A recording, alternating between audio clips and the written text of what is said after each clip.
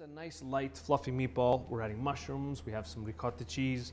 Meatballs were traditionally a way to stretch your meat. You know, you didn't have, a lot of people didn't have a lot of, eat a lot of meat when it was expensive. Yeah, it was expensive, and yeah. it was a way to add some other ingredients, and breadcrumbs or dry, hard bread was kind of like the common ingredient that you would add to stretch out the ground beef, and it was typically usually one. I know sometimes meatballs now are ground beef, veal, pork. It was usually one. You had enough money to buy one small portion, and then you can stretch it out. So we're gonna use that sort of theory and add more ingredients. So not just breadcrumbs. We're gonna add some mushrooms, some zucchini. There's a lot of room to add some more flavor, some more fiber, and just make a really, really nice, delicious meatball. So we're gonna start off with some of our dry ingredients. So you can use breadcrumbs if you want. We're gonna use oats, just large flaked oats. Absolutely. These are a great option for heart health as well.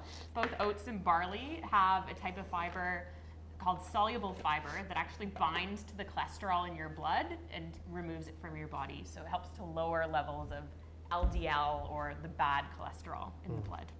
And the oats, remember, the oats themselves are gluten-free. However, you just have to make sure that you buy, if you want it to be gluten-free, make sure you buy a package that says it was milled or it was processed in a wheat-free facility. The reason why it's not always gluten-free is because of the contamination. They're processed in similar mills that they process wheat. So you just have to separate or get one that's just gluten-free. Yeah. Ground flaxseed, about a quarter cup ground flaxseed in there. This is great. We're getting some anti-inflammatory omega-3 fats in here, which are fabulous for heart health. It's going to help to absorb some of that excess moisture as well, because we're adding some zucchini. We're going to be adding, the egg and everything, and so it keeps it from getting too mushy or too dry or too wet. And mushrooms. These are just regular. You can use button mushrooms. We have cremini mushrooms. Again, this is going to add some nice texture, some bulking to the meatball itself, but the mushrooms have a really nice flavor, a really nice umami flavor. It'll just taste really good. You trick your palate into thinking there's more meat than there actually is. Yes. So we're going to grind that up. We don't want to turn this into a mush. I just want to grind the oats down a little bit and the mushrooms down a little bit.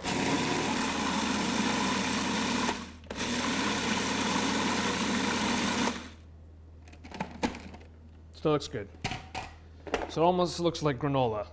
Probably won't want to put this on your morning granola, but good with yogurt. No, yes. Don't have it that way. And that's going to go into our mixing bowl.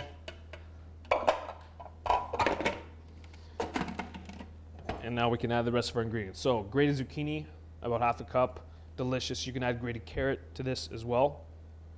Fantastic. 1 egg. And this is just going to, again, help to bind everything together. The egg you always got to stop after the egg. Yeah, wash your hands before you get back in there. Parsley.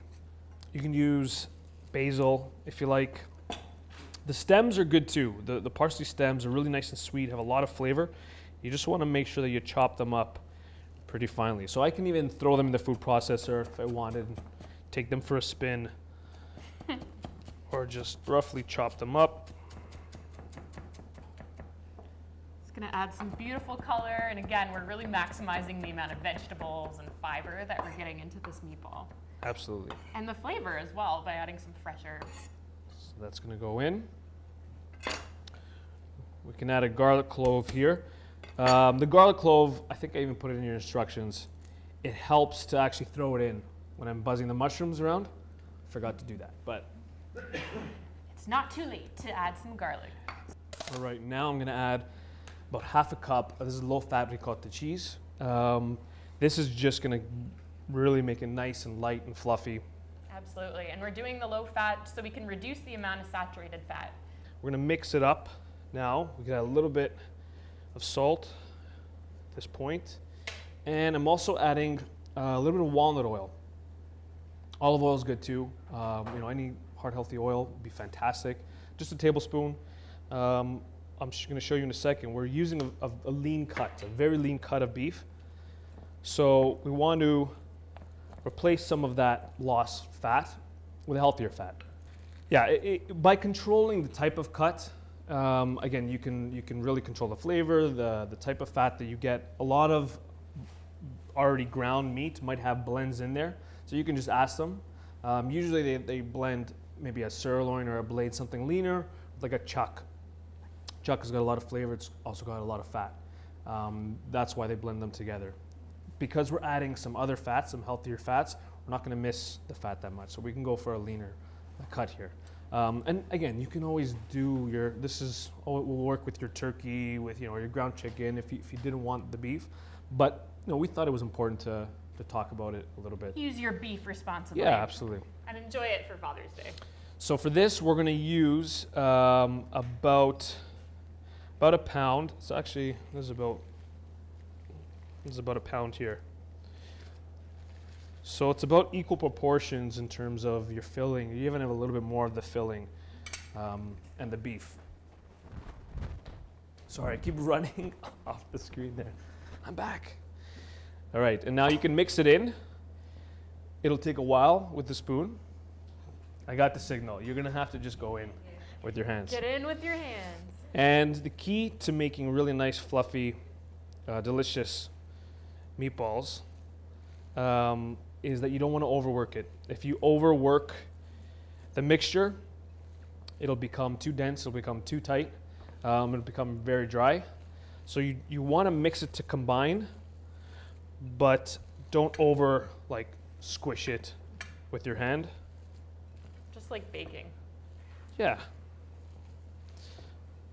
And just until it's combined, I'll try to move a little faster. And then we're gonna roll these, and these freeze fantastic. So roll them at this point, put them in the freezer, uncovered, just on a baking tray, about 30 minutes as soon as they're frozen, and then you can pop them into a freezer-safe bag. And then you throw them into the oven whenever you want. They'll keep frozen for about 4 months, no problem. So. These would be awesome as, again, like a game day snack or appetizer. Absolutely. Or as your main meal. Yeah. Just pair with a nice salad, and you've already got your whole grains worked into the meatball, which is fabulous. Just gonna turn this on. And so that's pretty much what we're looking for here. And if you didn't want to make them, or if you don't want to roll it right away, just stick it in the refrigerator. The mixture will firm up a little bit. And the best way to roll it, right away cap. Actually, Christy, if you don't mind, Yeah. you can lube yourself up with some olive oil. That always helps. It's good for the skin. Some good moisturizer. And we want to do about 2 tablespoons at a time. And just lightly press it. Give it a quick roll. That's it. Done. Really, really simple. You don't want to overwork it. You don't want to squish it too hard.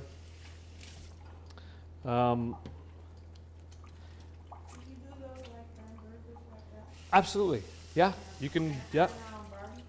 Yeah. Oh, I love that idea. Yeah. Absolutely. You can put them in the oven as a hamburger. You can throw them on the barbecue as a hamburger. If you have extra pair of hands around, get them involved. It's always fun to do it together.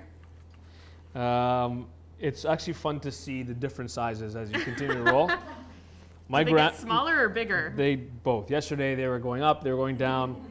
My grandmother had the exact same size meatball every single time. I don't know how she did it, but It's good to do that for cooking time. yeah. But See, that's Christie's. You can see how different it is.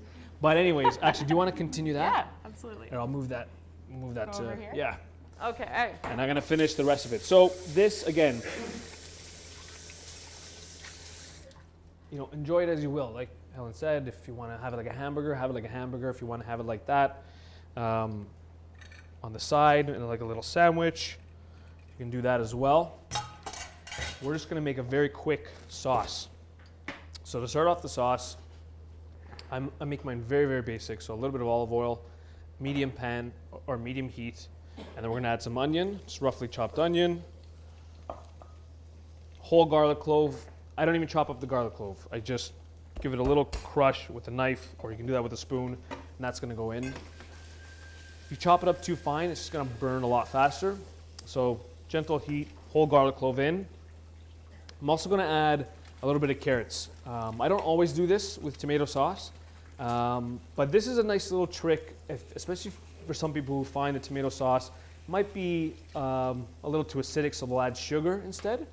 Instead of adding sugar, try the carrot. The carrot will add that sweetness, and it'll help to balance it out a little bit better. So works really well.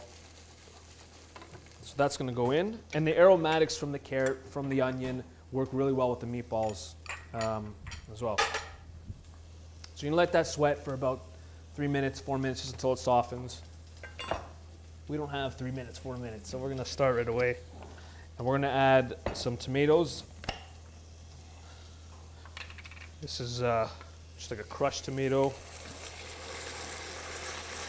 Really great way to make your own tomato sauce.